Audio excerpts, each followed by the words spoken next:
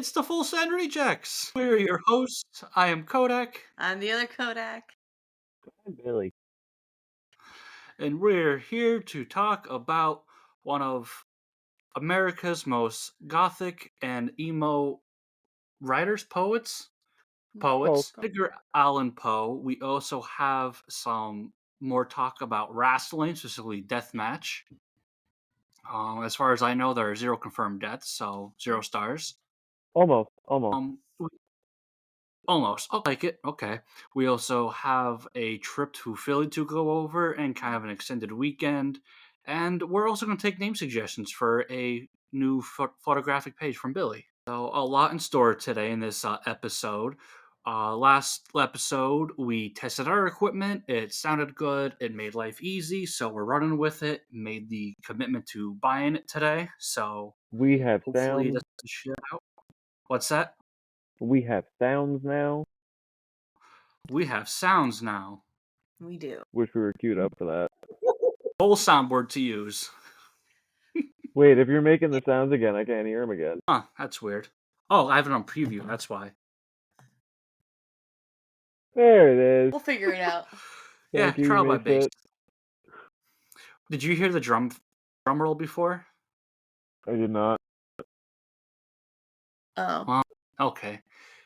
Okay, if you're listening, think back and just imagine there's a drum roll before I begin to talk.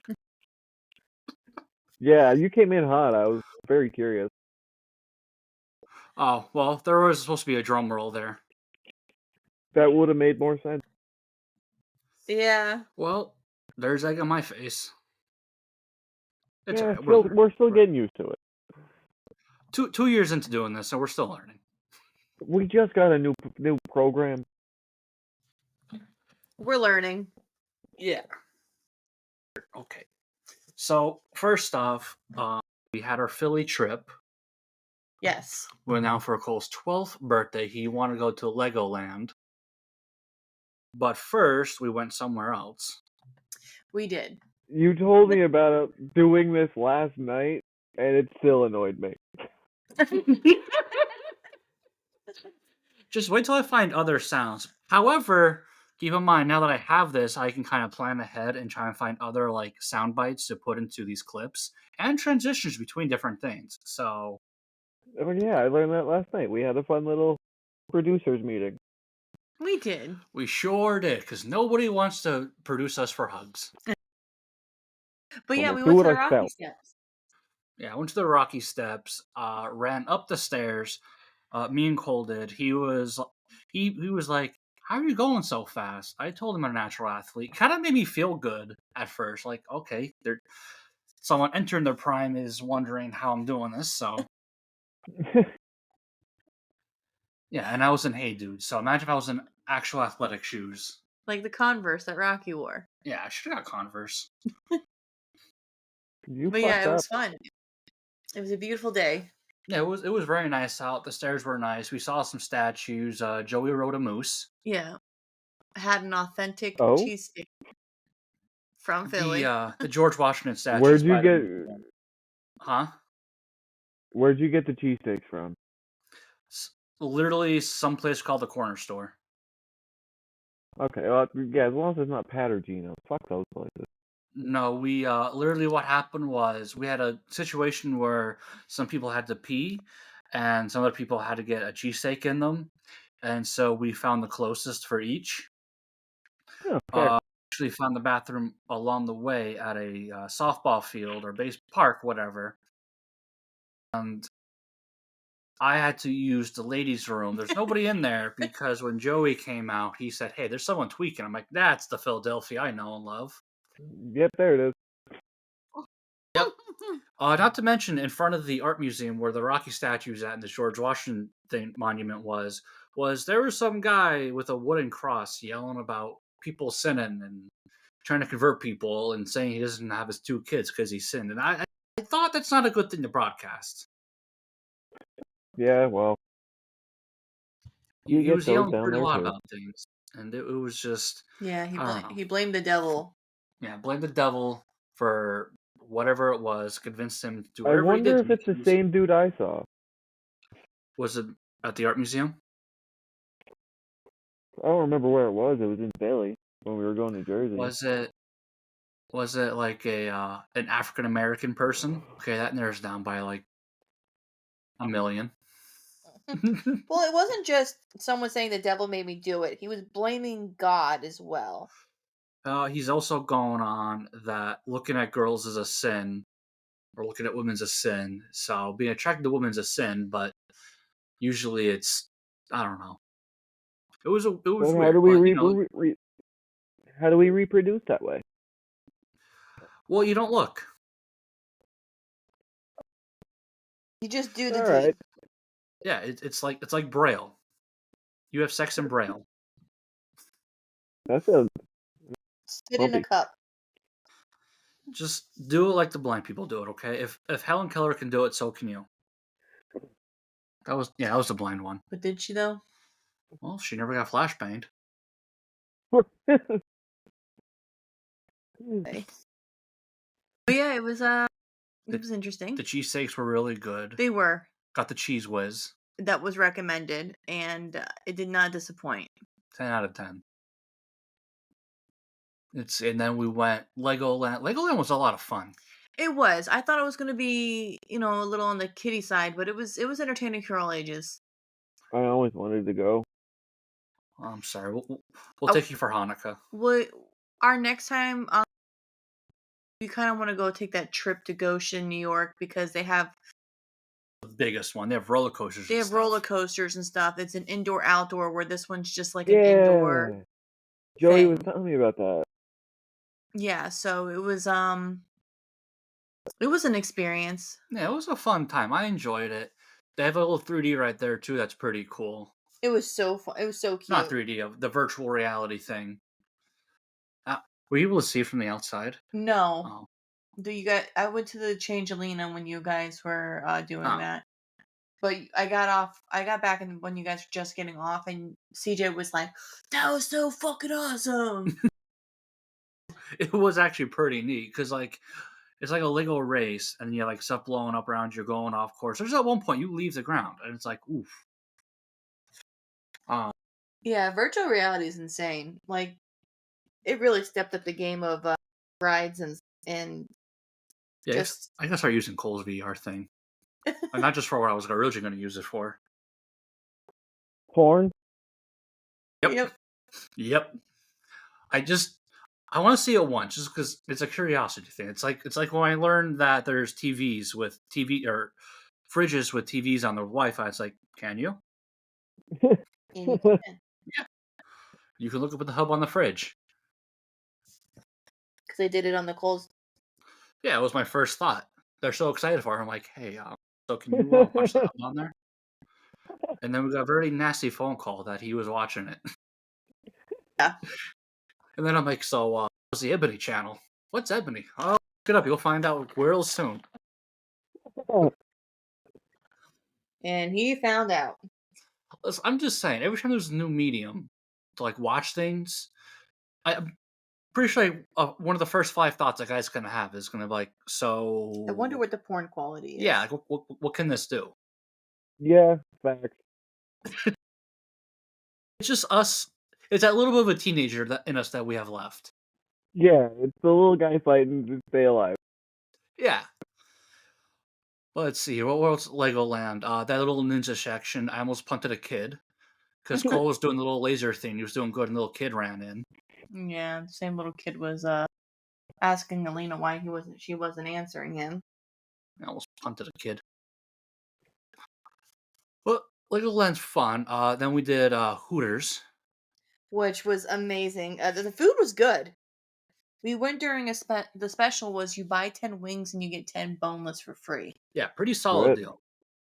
And everybody ended up having 20 wings to eat, and no one finished it. And Cole was saying happy birthday by girls in these little orange shorts.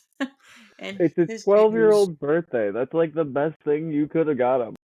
He was really embarrassed at first, and then he warmed up to it. He got some pictures. It was that was a gift to me. And then he wanted to make it his profile picture. Yeah. And then he got the. Where's that calendar at? It's in his room. He said he put it in his drawer because it's for 2025. Yeah, he It sure makes sense. did. It makes sense. Shit ain't gonna open by next year.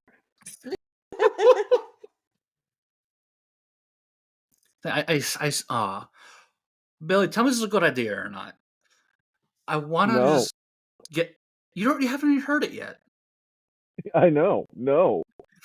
You No, no, came no. up with it, so he's an automatic. I have good ideas sometimes. You told me like 5 of the names I had for your photography thing out of like 50 yesterday, or like decent.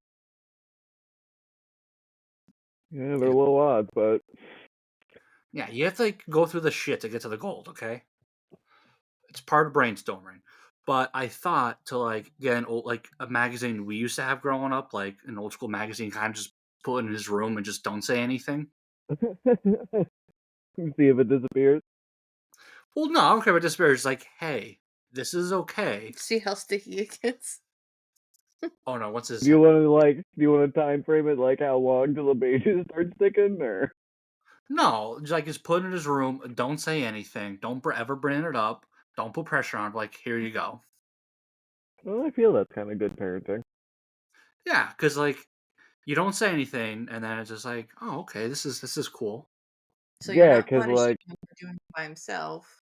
Yeah, it's just like here you go. Like, just maybe make my it less whole awkward. being is fucked up for being embarrassed about sex stuff when I was a kid because of shit like that. So yeah, good idea. See, thank you. Don't always turn. I get it. I get the reason why you turn something. I have an idea down before hearing the information. I understand it, but once in a while, Every now and then there's a gem. yeah, exactly. You have to wade through the stuff, the bad stuff, to get the good. Okay. All right, so we getting a hustler? Are we getting penthouse? I mean, we get a variety. There's classic Playboy. I don't even think they Although he still might not make like. print Playboy. I do they? I don't think so. Let's see here. Don't get him one of the older ones, because then he's gonna look at it and be like, "Ah, Harry Bush." Let's see here. Nudie Mags in production. Let's see what we got. Top tier producing. There's one. There's one from a place called Bandcamp. Oh, he does play the trombone. Show him American Pie. He'll have a crush on Allison Hannigan the rest of his life. I watch American Pie. Okay, yep. I don't know. We'll figure something out. 'Cause I don't know if they really make. Because if you go to a store, like the magazine section used to have these like in the plastic wrap. Now they don't. Yeah, I think you have to go to like an actual sex shop for that shit now. Boo. The far and few between. No, I'm pretty sure Books a Million and Barnes and Noble have them. Because didn't you see him there that one time? Oh, didn't I? I got excited. Yep. Okay, Yeah, they probably would. we're going to BAM soon. We're going to BAM next weekend. We still have to go to what's the other one that you like? Hobby Lobby. Hobby Lobby. Yeah. Jesus hobbies. Jesus Hobby. Yeah, Well, they're like that a real Christian store. explains why they got frames there. Some real good woodwork. Yeah, they all aspire to be carpenters. Yeah, it explains why no one there is mean. They're just sometimes they're a little cross, but never mean. So before we get carried away, Billy here, you are trying to bring back your photography page. Is that what we're calling Yeah, it, photography page? it wasn't originally a photography page, but I used to be really into photography when I was a kid. So I decided to get back into it because your boy needs hobbies. That's not people killing each other. That's fair. That's fair. It's good to have hobbies. So we're taking name suggestions. If anyone listening has any suggestions, go for it. Shoot. We have some banners. I forget most of them. Sun Sunbaked was a good one. Sunbaked. Okay, yeah. Thank you. Thank you. Is that your favorite so far? I like Sunbaked. I still like keeping the original Blue Jay name from another business venture I had. Well, Blue Jay would be nice because of Liz and her sewing and Yeah, crap. There we go. we might just conglomerate the whole fucking thing. There you go. Make a franchise. setting up franchises out of Schuylkill County. All right, so listeners, if you have any ideas for names, send them in. We will take them, and maybe something if it's picked, something will come out of it for you as a little gift from us. We could probably make a little a poll too We probably could. for the ones that were entered that he liked, and then the ones that he originally liked, and then people can do a Ooh, what was that? What was that German one you thought of? Auspec? Oshkopitz. Oshpix. Yeah, so there's that. Yeah, we're not going with that one. Don't No, vote that on one's- that one. That one's a hard no. Harder than the R, buddy. Harder than the R. Can you get word of the things that I come up with? He realizes who you married, and they had you. There has to be some level of fuckery. Still, I always get the shit. Like, going yesterday, Cole's worried about me saying something embarrassing. Like, you're just as bad. Like, I just hang out. Cool. Your mouth I'm opens. so and- embarrassed of Dad. I'm like, you're not the problem. Yeah. Ay. It's all right. So, Billy, you have. I mean, anything more with your photography before we move on to wrestling? No, if anyone would like pictures of things, I do things, not people. There you go. Pictures of things and people and sunrises. No, I don't do people. I just do like nature shots.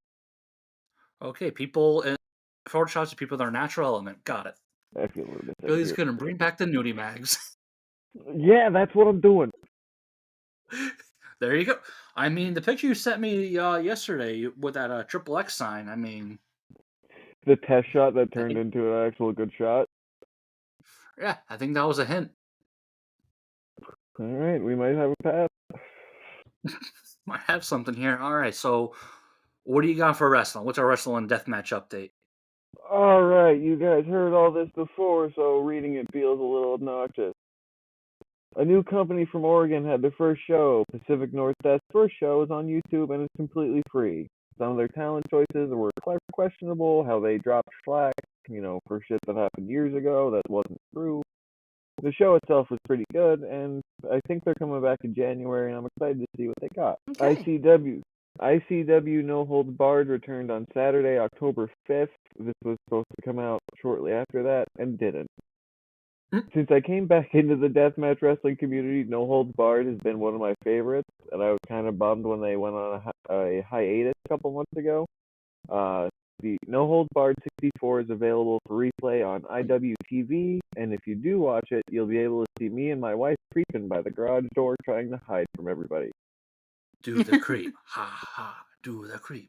Something seems to be afoot at the H2O Center as they have removed almost everything off of their website and have requested emailing or messaging the Bulldozer for tickets for Monday Night Death on November 4th and Concrete Hell at its new time on November 17th at 5.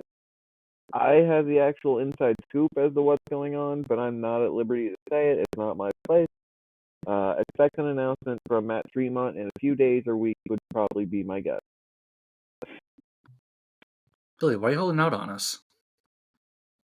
Because I'm signed to a hey, don't tell anybody contract. Billy, you have a contract here. So I have a contract at Deathmatch too. When did you sign this contract? Over Facebook when I told my buddy that I wouldn't say anything about it. Okay, we'll honor it, I suppose. Yeah, I like I said, I know I just don't want to be the guy to say it and blow the whole thing up. Oops. That's fair. Finally, I know I announced a review of Tournament of Death. Due to difficulties on their end, the stream took forever to upload. Difficulties on our end, that's a different story. I started working on it last week, and it should be up sometime in the next week or two. And that's it. All right, that is our weekly updates on Team Deathmatch. Now we will be moving on to Edgar Allan Poe. I hope you know I waved my Oh, I was waving my weed pen around like a fucking baton while reading all that. That's fantastic.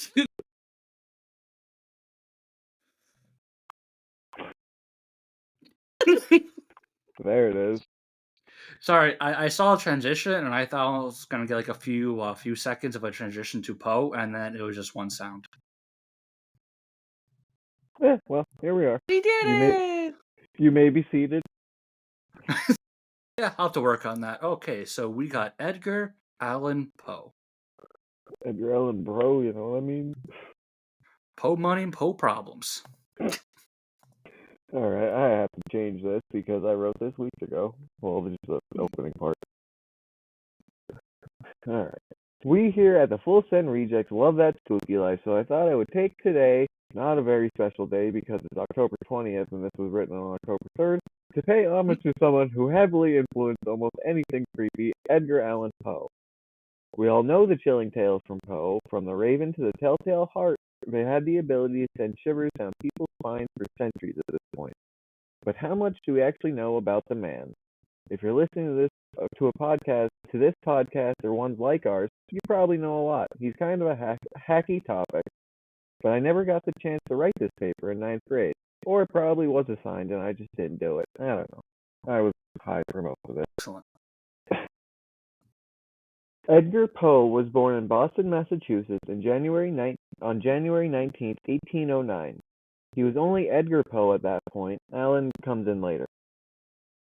David Poe, Edgar's paternal grandfather, emigrated to the States from Ireland somewhere around 1750, and the stereotype of Boston being loaded with the Irish strikes yet again. Yarg. David was a very well-respected quartermaster during the American Revolution and was described as being self-sacrificing. His son, David Poe Jr., Edgar's father, was not any of that. His family pushed for him to become a lawyer, but even though he went to school, he decided he wanted to pursue acting as a career. Unfortunately for him, he wasn't that great at it, as it was said he had extreme stage fright. Edgar's mother was much more renowned actress Elizabeth Arnold Hopkins, an English immigrant who sailed to America in 1795.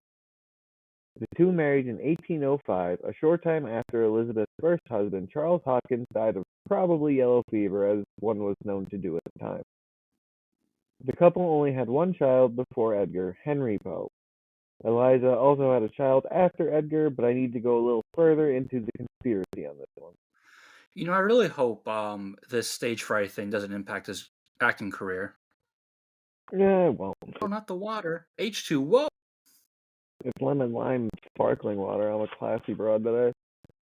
Ooh, look at you. Poe's father, David, abandoned the family a year after his birth in 1810, possibly because of Eliza being pregnant and David not being the one to act his way into the sack. The timing didn't add up. He was also said to be kind of an abusive drunk. Good for him. He would die the following year, likely due to consumption. Karma. Yeah, see, his acting career wasn't all that affected. Either way, Eliza would give birth to Rosalie in December 1910. Unfortunately for the Poe family already down a daddy, Eliza developed pulmonary tuberculosis, also as people were known to do at this time. During her stay for a performance in 1811, Eliza had begun coughing up blood. By October of the same year, her performances became less and less frequent.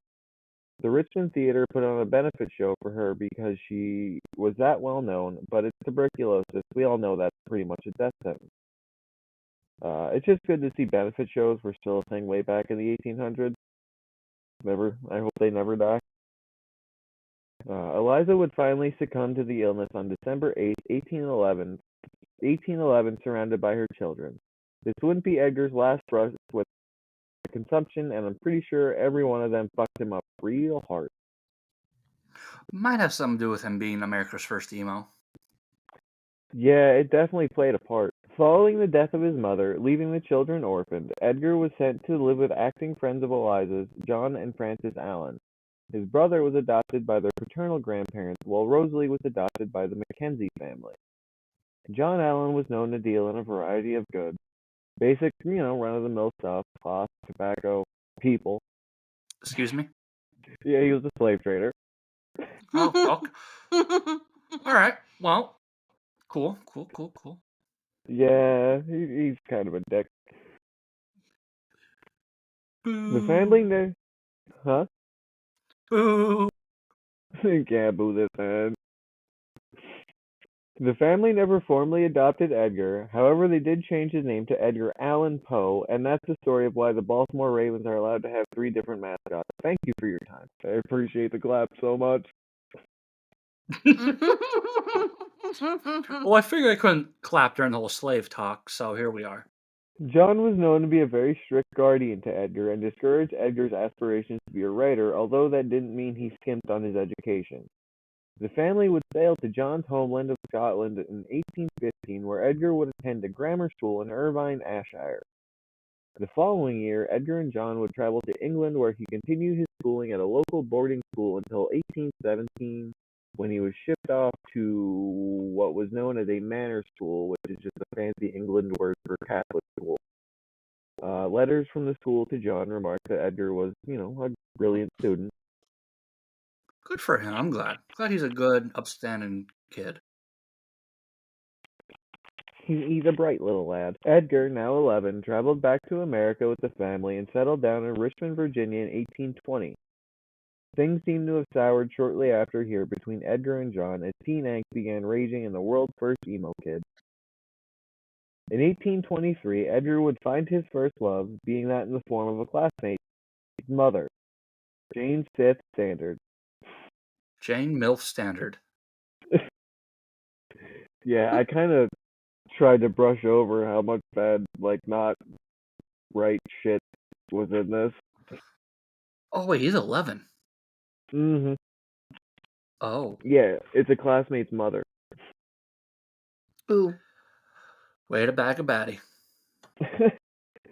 This wasn't a pedophile type thing. Jane saw the adolescent crush as cute. Ed would read his poetry and stories to her while she would critique and give insight. She was said to be extremely kind to Edgar, however she battled with her own demons. Said to have suffered from melancholia and was deemed mentally ill due to that. Melancholia is just, she has depression. If you ask me, it was probably Edgar's poetry that kept bumming her out. In April of 1824, Jane went insane and passed away from an unknown illness. It said she gradually became insane, then suddenly got sick and died. This is yet again a death in Edgar's life that is blamed on consumption, but there's a lot of speculation on what really killed Eddie's first love. Was it a broken heart? Well, he didn't die, she did. She was just sad about a lot of stuff. As I'm saying, broken heart. Yeah, that's why she loved Edgar's poetry.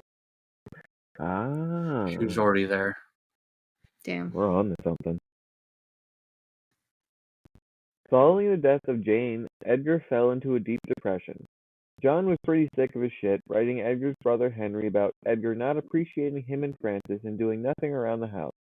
Basically, this was Edgar Allan Poe's teen phase, and John just couldn't understand why his adopted son would want dyed hair and lip rings. I might be projecting a bit of my youth into this now. It's not a phase, Mom. Oh, wait, you're not here. Just saying, I still have nail polish on. Poe would bounce back in 1825 following the death of his first love when he would meet Sarah Elmira Royster. Royster and her family lived next door, and Sarah's father was not too fond of the emo boy next door. Sarah's father would intercept letters meant for Sarah, causing a rift in their relationship. A year after they met, when Sarah was 17, her father managed to put an end to their relationship. Sarah is actually a former partner of Ed's that comes back later in this story and doesn't just get TB and die. Let me guess, she gets hit by a bus. No. If I recall, she lives. She gets picked apart by a bunch of ravens. God damn it, go. He said she gets picked apart by a bunch of ravens. That would be ironic, but I think she lives to like the 1890s. That's a while for someone at that point. Yeah, this is only 1825, and she's already 17. I'm here for sadness, not good heart stories. Jesus Christ, Cody. What? The kid's trying to be happy. Fuck him. I'm sure Billy's gonna say it gets worse at some point. Listen, best stories come out of pain, all right? It gets worse, but not in the way you want.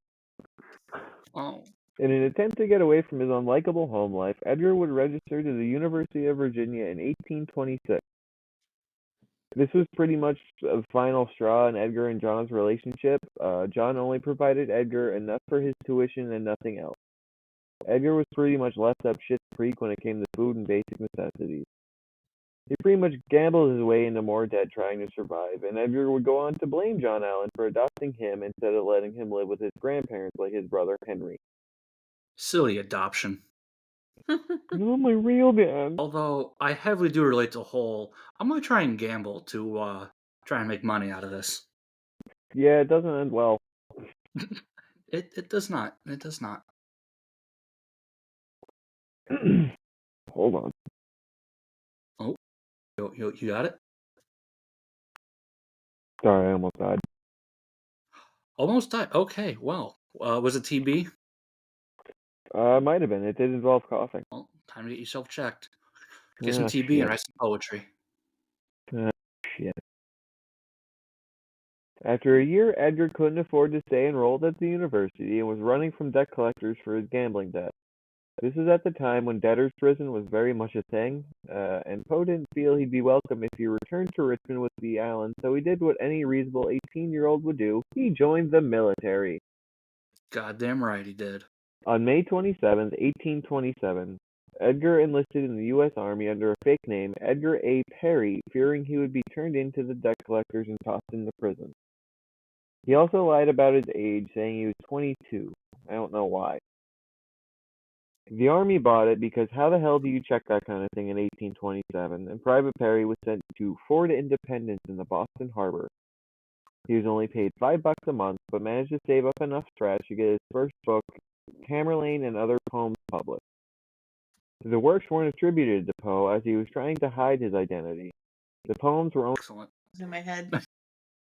See, at least you can see me when I click over on about to play something. Billy has to live with anxiety when I play it. I sure do, because I'm going to talk over it every time. That's okay with me. That's why we need write-in, transitional, funny, cue funny music. Well, as we start writing more and more with this new software, we'll be able to accomplish that. Yeah, but you're also very sporadic. Listen, shush. We'll get there. We'll get there. Listen, how about we'll have a 5-minute production meeting, okay? We did last night. Yeah, we did. He's still Boom. not. Poe was quickly promoted to artificer of the 1st Regiment of Artillery. This was basically a fancy name for the guy who gets the shells ready for the cannon. His pay would double, however the regiment was moved to Charleston, South Carolina. Poe would reach the rank of sergeant major for artillery. After 2 years of his 5-year enlistment, he decided that the Army wasn't the life for him and requested his discharge after coming clean about his real name and the circumstances that led him here. His lieutenant agreed, but under the condition that Poe reconcile with John Allen prior to being allowed his leave. What a fucking time. Yeah, this isn't the first. This isn't the last time it'll come around to be like, hey, no, you need your adopted daddy's permission, and he's like 20. Yeah, but like now, if you're like, hey, I lied about all the information I gave you when I enlisted, you get thrown into jail.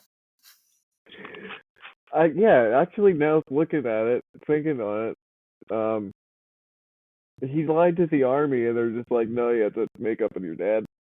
Yeah, that's it. Like that's a crazy time. Why? Poe would write several letters back to his homestead in Richmond, Virginia, but John ignored all of them because he's a dick. Good start. At the same time, he may have also been dealing with the illness of his wife, Frances. Edgar wasn't even made aware of her illness prior to her death on February 28, 1829. When he found out, Edgar was allowed to leave the fort and return home the day after her burial. Seems like he missed, the whole shebang, but sure. Although he wasn't close with John, he was very close to his foster mother, and he took her death relatively hard. One good thing would come out of it, though, as it would seemingly soften John Allen, writing to Edgar's lieutenant that they reconciled. So, did she get TB? That's a speculation. No one's really sure. Oh, At she was least hit I by. couldn't find anything. It was a bus. Did you just say who's the boss? No, she got hit by a bus. He wants someone to be hit by a bus. No, this is the 1800s. No one's getting hit by a bus. I'm sure they had mass things of transportation back there. Horse and Yeah, buggy. horse You want bus. Yeah, see, you look, they want had someone to get horsed down? London's horse bus era 1829. All right. Where was I don't know. I just know there's a model here. In London. it? Yeah, if London had it, we had to have it because we're better than them. I don't think that's how that works. Sure fucking does. I'm sorry, who bailed who out of two world wars? All right. Thank you. The following April, Edgar was discharged after he was able to secure another body to take his place in the regiment, which is also a wild fucking thing. His plans after his service were to attend West Point Academy, which seems more like frying pan into the fire type of a move. Edgar would get accepted into the academy, but prior to starting, he would move to the greatest city on earth, Baltimore, Maryland, with his widowed Aunt Maria Clem and his brother Henry, who was suffering from tuberculosis at the time, his grandmother, who was basically waiting to die, and his 7-year-old first cousin Virginia Eliza Clem, who he would refer to as Sissy. You know exactly like it. why I told you that. I don't like it. Poe would get his All right. first beaming review. Huh? I said, okay, now we can bring the buses. Yeah. He's still got a couple years till he requires, getting hit by a bus, but Poe would get his first beaming review while living in Baltimore from well-known critic John Neal. Poe appreciated the word so much he would dedicate a poem to Neal in his second book, Al Araf, Tamerlane and Minor Poems, which was released later that year. This would also be the first book published under the name Edgar Allan Poe. He's not just a Bostonian no more. I wish I could be a critic. Right? It seems fun. I could just be mean all the time. Yeah, you can just ruin someone's day or make someone's life. It's just there's no in between. That is true. We should look into that. We should make that a thing. One review a day. We'll just post it on the socials. Doesn't matter what it is. Who gives a shit? This fork, 3 stars. 4.3 stars. On July 1st, 1830, Edgar would travel to West Point to begin his schooling. He originally liked the academy during his first semester, but he would begin getting in some hot water for being a bit of a prankster. Ooh, that little Edgar. No. I don't know how much you know about West Point, but they aren't really fond of prankster behavior. You don't say. Well, I'm telling the audience, not you. Well, you are narrating, so I'm part of the. I am half part of the audience right now. All right, well, you knew. You didn't have to be a dick about it. Call me Lieutenant Dick. After his first semester, Edgar wanted out of the academy, but again, he would need the approval of John Allen. Fucking wild, because he's in his 20s at this point. And, this is the point, too, where, when you're, 12, you're like, go work the farm. Yeah. But then again, it was also back then you could be arrested for just disobeying your parents. So You could be thrown in an asylum for being sad. you could be thrown in asylum for not cooking the goose right. That's true. Just being a woman will get you there. Yeah. Well, here he goes again. We went over this. Oh, I thought I cut off. Sorry. No, you're good. Unfortunately for Edgar, shortly after beginning his stay at West Point, his adopted father John married Louisa Patterson. Poe and Louisa did not like each other, arguing over illegitimate children of John's and his will. John received a hefty amount of money following the death of his uncle, and Edgar was hoping he would be willed a pretty penny once John eventually died of, likely tuberculosis. Or a bus. or a bus. Butting heads with Louisa wouldn't work out in Edgar's favor, and he would lose all contact with John Allen, never getting a cent following his death. Now, here's my thing. If you're always like arguing with a parental person, say a stepfather or adopted father, what makes you think you're gonna get their money? Well, I believe that Edgar was like his only quote unquote son. I don't think they had any kids. Like he was his actual heir. Mm-hmm. Okay. I think. Because John obviously wouldn't sign the papers for Edgar to be dismissed, Edgar just stopped giving much of a fuck, which is, respectable. The final straw came when he was court-martialed for gross neglect of duty when he showed up to roll call wearing nothing but his boots. Poe pleaded not Now, guilty. No, go on. now for someone who is known as like America's first emo, that is fucking hilarious. It's a literal ballsy move. It's quite ballsy. There's this thing when I was in basic, we got warned not to do, and that was something called gargoyling. So no matter what, there's always supposed to be two people like quote patrolling the dorms, whatnot, making rounds, making sure everyone's doing whatever, everything's being done right. And apparently there was a prank where somebody got butt ass naked and sat on the corner of their bed in the form of a gargoyle. Yeah, just imagine that one out there. But now I feel like that was inspired by this. Anyway, go ahead. Yeah, was it Poe that did it? Poe pleaded not guilty, expecting them to find him guilty and just have him dismissed. He was right. Poe was free of West Point in February of 1831. So when you say free, was he dismissed? Okay, he was just kicked out. Yeah, they found him guilty of all the shit, and they're just like, yeah, they can't go here anymore. What a time.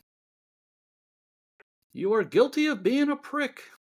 I don't want to see your dick anymore. You really got shafted there. Following his leave, I'm just going.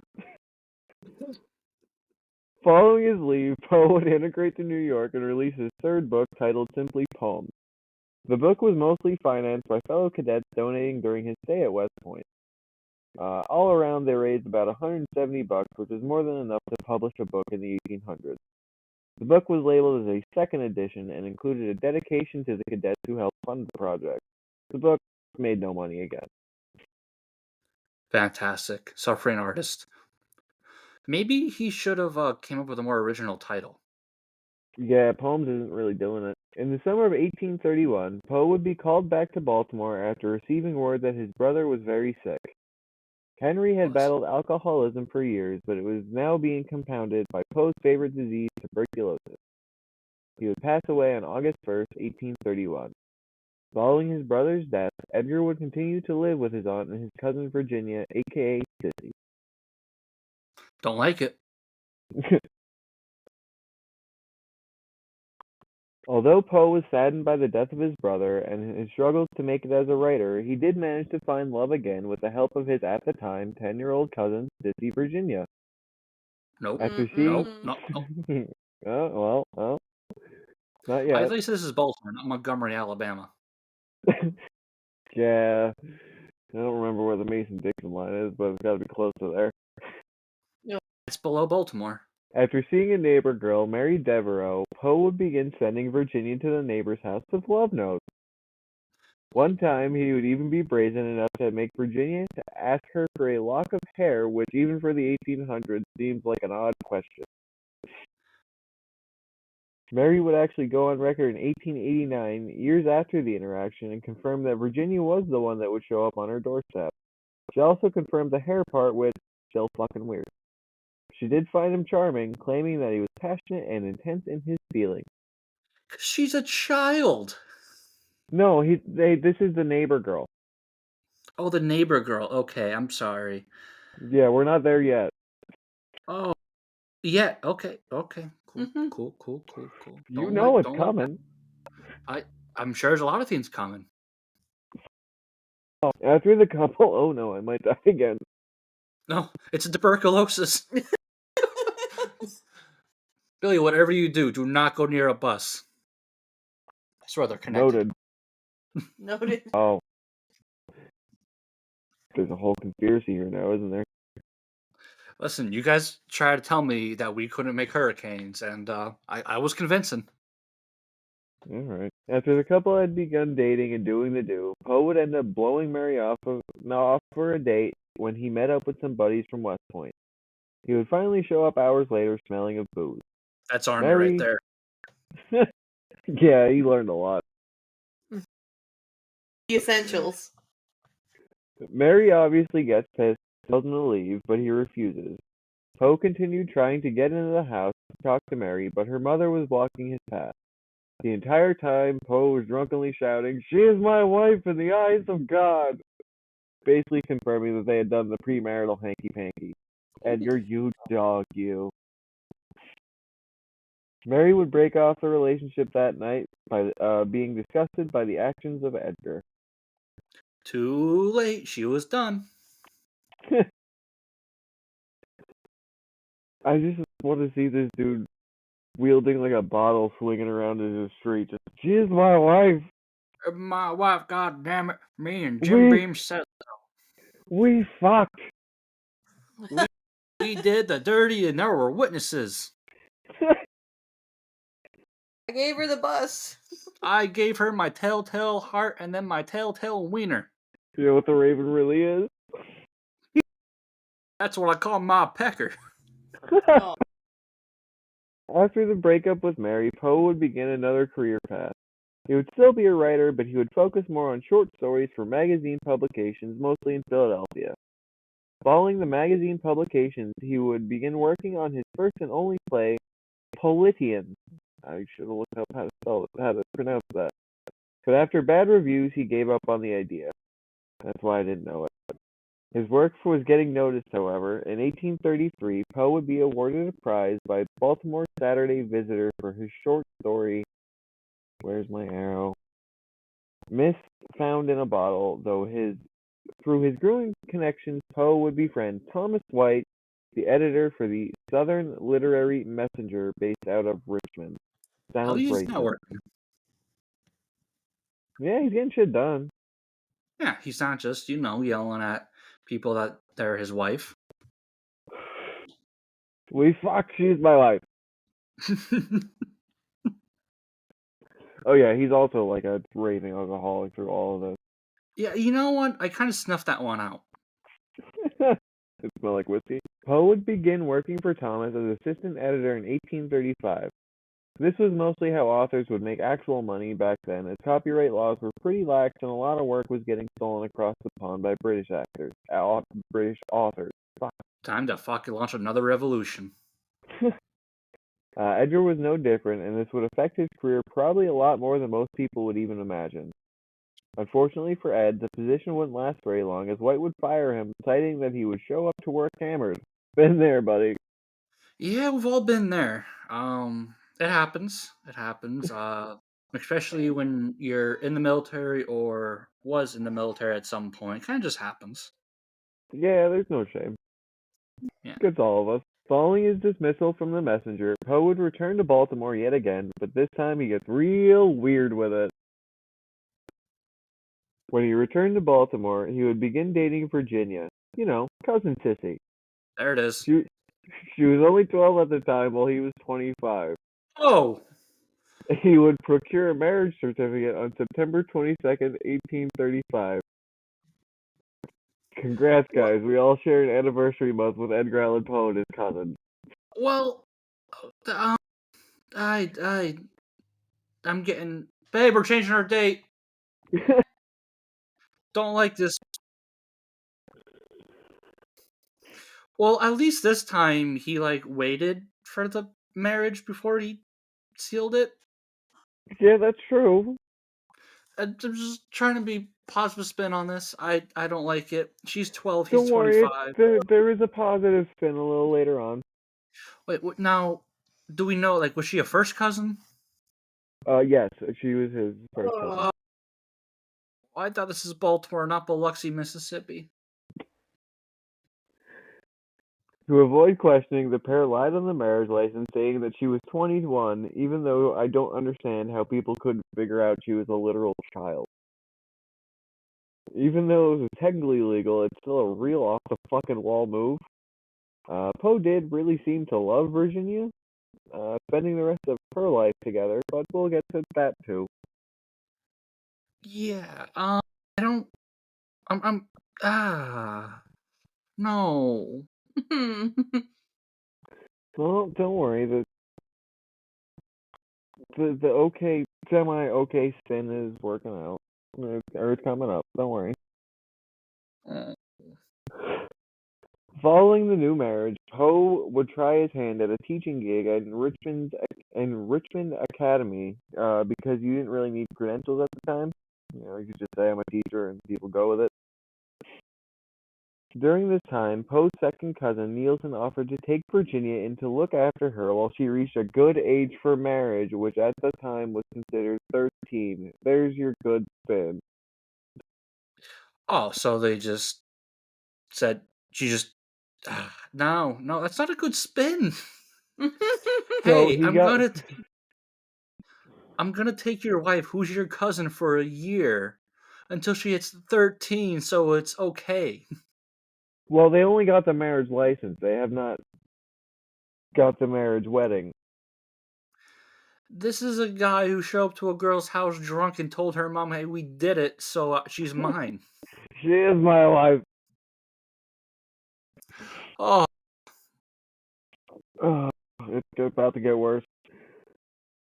oh, While the two fantastic. were separated, Poe would write Virginia love letters, and yes, he very much did still refer to his child bride as Sissy. I'm not going to read a Well, full letter, but the start of one was Virginia, my love, my own sweetest Sissy, my darling little wifey. Think well before you break the heart of your cousin. Gross.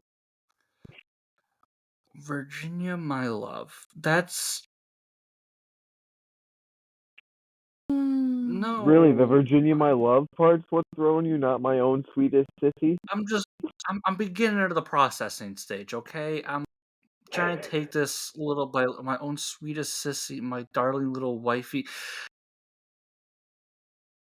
That's like I'm pretty sure that's what like 6-year-olds who are like on a Texas farm play with like little dolls or something. That's not something you do as a 25-year-old. Remember, he's an emo kid.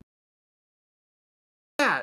Okay. He's the version Like of Billy. like he's the version of the kids that were like, "Rar means I love you" and "dinosaur."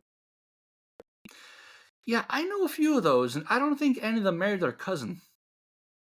All right, well, no one got weird enough with that, but like the little wifey thing, he's "Rar, I love you" and "dinosaur." I don't like that.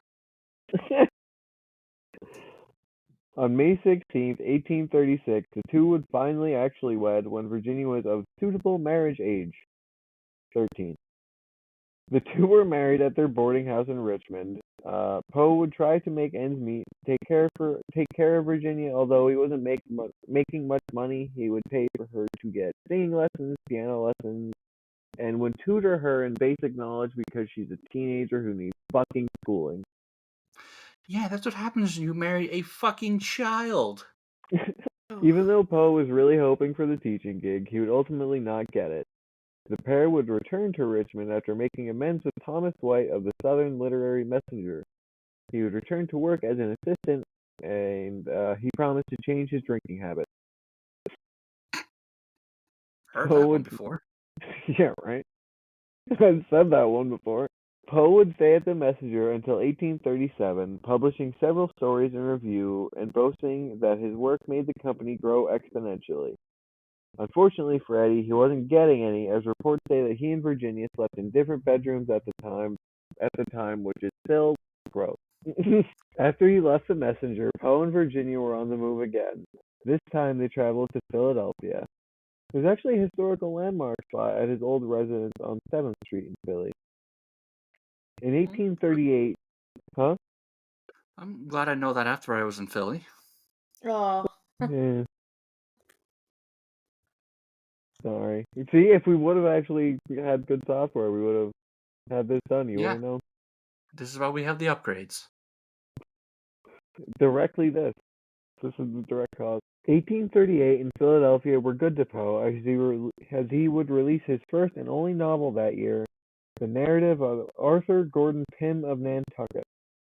I also assume there was no one to tell authors that their titles were too fucking long, but the novel would receive rave reviews throughout the city and the entire eastern seaboard, actually. The following year, in 1839, Poe would get a position as an assistant editor for Bhutan's Gentleman's Magazine, Nudie Mag. I'm saying that sounds like a porno. Well, this isn't anything like I thought it would be. It was mostly giving criticism towards other authors and scathing reviews.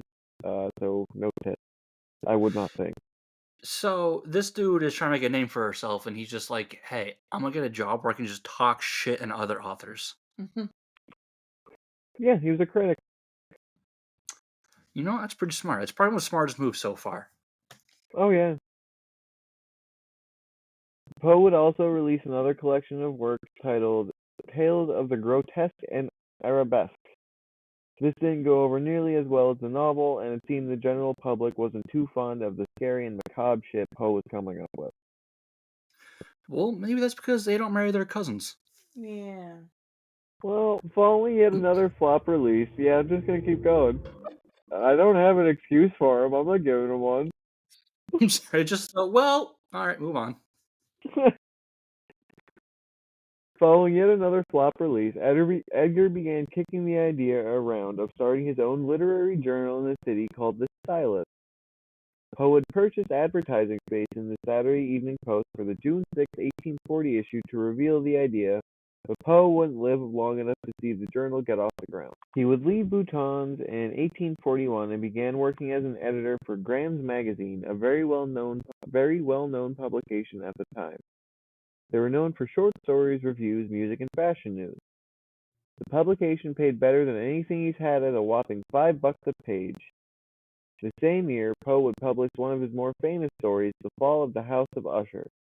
Wait a minute. Yeah, that was Poe. Wait, that's an actual.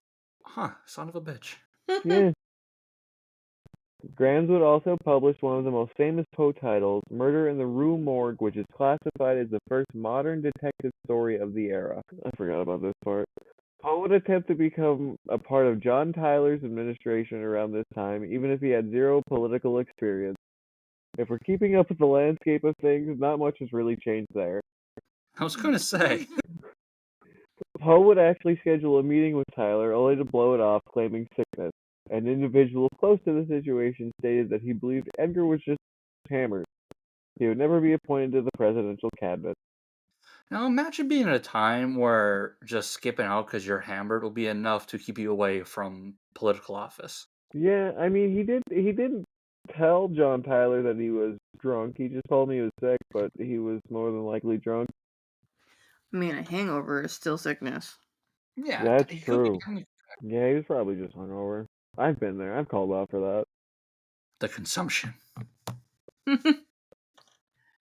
Alcohol consumption, maybe. Feels a lot like food poisoning. Sure does. Oh. Although things are beginning to look up a bit for Poe, in 1842, tragedy was there to fuel the author's sadness yet again.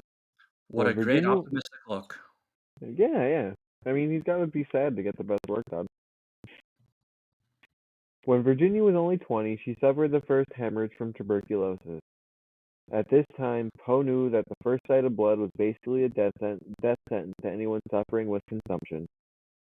Edgar would remain faithful to Virginia throughout her sickness, but on January 20th, 1842, while singing and playing the piano, Virginia would break a blood vessel in her throat. Ooh. This was basically the final nail in the coffin, as she would become practically an invalid and Edgar would struggle to keep the couple afloat. He would also lean real heavily into getting shithoused at the time, too. Well, as one does, if one disease just takes out like everyone you're close to, including your 12-year-old bride. Yeah. Wait, consumption is tuberculosis. Following Virginia's sickness, Poe would leave Grams, again trying to make it in the political world, only to fail, horribly. With his political aspirations dashed, Ed would return to New York and try to find more work. In New York, he would work briefly for a small publication called the Evening Mirror. His time there wouldn't last very long as he would switch jobs to editing for the Broadway Journal, which he would eventually become the sole owner of the publication. The Broadway Journal. That sounds fancy to own. It sure does. I wasn't even going to put this part in, but one of my favorite parts of the movie The Raven has to do with this, so I had to put it in. While he was working at the Broadway Journal, still giving his scathing reviews, Poe would accuse Henry Wadsworth Longfellow of blatant plagiarism. Longfellow thought really nothing of the accusation, and Poe would later say that he was wrong in the most roundabout, ass-backwards way possible. Anyway, there's a scene in The Raven where he just dreams about Longfellow getting published over him, just Longfellow over and over, and it comes out of my mouth at least once a week for some reason or another. Most of the literary world didn't buy it and continued thinking Edgar was just an asshole, and they were probably right. Sounds likely. On January 29th, 1845, the Evening Mirror would publish what is really known as Poe's most famous work, The Raven. Poe would say that the poem is for his sickly wife, Virginia, even though he would change the name to Lenore, probably because it sounded better. You know, has a more Also, probably rhyming sounds scheme. like Lenore. Also, probably sounds like someone who he didn't take when they were 12. Yeah. This is obviously his most well-known poem and garnered him household name and recognition. Even if the world did know who he was, he only managed to make about $9 from the publication. That's about $300 total in today money. Life was hard. For a struggling writer, you're damn right. Following the failure of the Broadway Journal in 1846, Edgar would relocate again, this time to the Bronx in New York. Shortly after their arrival, Virginia would succumb to her illness on January 30th, 1847. Poe would never fully recover mentally from the death of his beloved sissy, but goddammit, he's no quitter. After trying and failing to date fellow poet Sarah Helen Whitman, Poe would return to Richmond, where he reconnected with his childhood sweetheart Sarah Elmira Royster.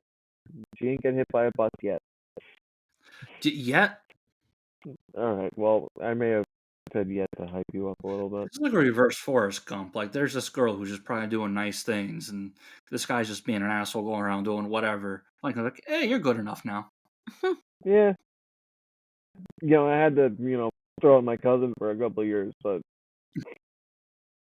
Just a few romps in there. That's it. I don't like that. It came out of my mouth. Well, that's I'm sure she said some same things. The relationship with Sarah doesn't pan out nearly as well as he had hoped, probably because he was a depressed, drunk, emo dude. Same. Poe would return to Baltimore for the last time. On October 3rd, he was found semi-conscious in Baltimore. He never fully regained consciousness again to explain what exactly happened to him, and would eventually pass away on October 7th, 1849 at Washington Medical College. He was only 40 years old. It was a bus. Although there's no definitive reasoning for his death, could have been a bus. Of course, speculation still goes rampant on what killed Edgar Allan Poe. Many people believe that alcoholism played a big part in it because, obviously. Others believe it was some sort of illness like cholera or syphilis responsible. The theory that is most widely believed, and one I believe more than any other, is a form of election fraud known as cooping. Cooping was basically just... Do you remember when I did the Bill the Butcher episode where they'd have just random people vote a whole fuck ton of times? Mhm. Yeah. Yeah, this is that kind of. Cooping was basically just getting a guy fucked up beyond recognition and having him vote for your candidate way more than once usually. There's further evidence to back this up, as Poe was wearing someone else's clothes, likely to conceal his identity when he went to vote multiple times a day. He spent days in delirium while doctors tried to save him. The father of modern horror and mystery died, leaving behind his own mystery that we're still trying to figure out. That will do it for Edgar Allan Poe. To this day, his fingerprints are all over modern media. Several adaptations of his works have been made, like an adaptation of The Fall of the House of Usher on Netflix, or Hulu, I don't remember. The fictional movie The Raven, and even my favorite episode of The Simpsons, where the kids retell the story of the Raven. Mm-hmm. Aside from the incestual relationship, Poe probably would have fit right in with us, but would have written this whole write-up a lot more professionally. The past 2 weeks ago was 175 since his death, but he continues to be a part of our everyday lives. Thank you, Edgar, and thank you again for giving me a reason to write this. Do you understand how much serotonin that brings me? Glad you enjoyed that, and I hope everyone enjoyed this talk about Edgar Allan Poe, the writer of The Raven. Up until now, I thought The Fall of the House of Usher was just something Usher did. Not gonna lie. Nope, that was Poe. Okay, well, I didn't realize Usher was a word back then. Oh, because of the people at the doors, and yep, I knew that. Yeah. Okay, He hasn't eaten. yeah. Blame hunger. I'm on hunger brain right now, so I'm gonna go fix that. We hope everyone enjoyed this episode. We have a few more episodes coming up. You have Yep, I have the Lords of Chaos. an episode of the Lords of Chaos. I have one done. I have a few done, I think. The Bay of Pigs. I have one on the White Death, and I think something else. I don't. Oh, I'm working on a serial killer in Mexico who believed he was a wizard. He worked with cartels. I don't know. But I have some more research to do on that. I have a few documentaries to watch on that and whatnot to get more info. I think that's the future plans for now, but you never know what's going to happen here. But we I have hope Tournament of Death coming too at some point. we have death coming. Tournament of Death. Tournament of Death. Somebody better get hit by a bus. There's a bus or an ambulance, not a bus. I'm gonna do My a bad. write-up for everybody who's ever been hit by a bus. Oh God, can we? I know Gabriel Iglesias was hit by a bus. Oh. He was. He was in one of his specials like a while ago, talking about he was in Hawaii hit by a bus. Oh shit. Yeah, so just throwing that out there. But if you enjoyed this episode, check out our other episodes. Follow us on our socials. Follow us on Spotify or wherever you listen to your podcast. We appreciate it. Helps us grow. Leave some reviews, maybe. Wouldn't be opposed to that. Please. But no matter what, until next time, full fucking send it. Full fucking Full send it. send it.